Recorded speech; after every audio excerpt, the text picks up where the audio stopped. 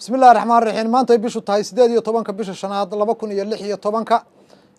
waxaanu la wada soconaa in dagaalo iyo dhibaato iyo gacan ka hadal ay ka soconayaan magaalada Laascaanood ee gobolka Sool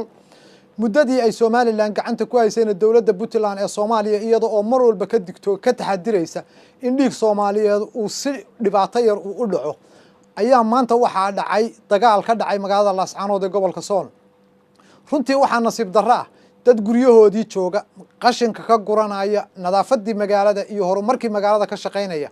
in maamulka meesha sida xoogga ku haysta ee gacanta ku hayay intii muddo ahaydba uu dadka ka hor istaago inay guryahooda nadiifsadaan isla markaana ay rasaas ay nool ay dadkii la dhacaan dad badan ay ku dhinteen oo ku geeriyoodaan dad badanna ay ku dhaawacmaan baaqigoodiina maxaabiis ahaan loo qafaashay oo xabsiyada lagu gurayo runtii arrintaasi waa arrin laga murugoodo waana arrin fool xumo ah sidaa darteed dawladda Puntland ee Soomaaliya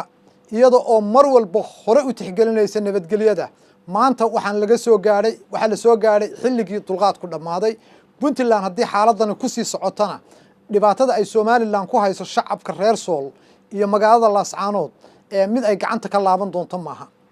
sidaa darteed dadweynaha gobolka Sool iyo gaar ahaan magaalada Laascaanood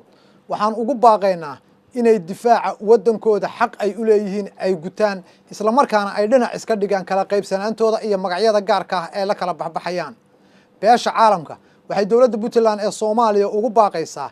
in cawaaqib xumada halka ka timaada iyo wixii dhibaato ah ee ka yimaada ay dusha ku qaadi doonto xambaarina doonto mas'uul ay ka tahay maamulka Soomaaliland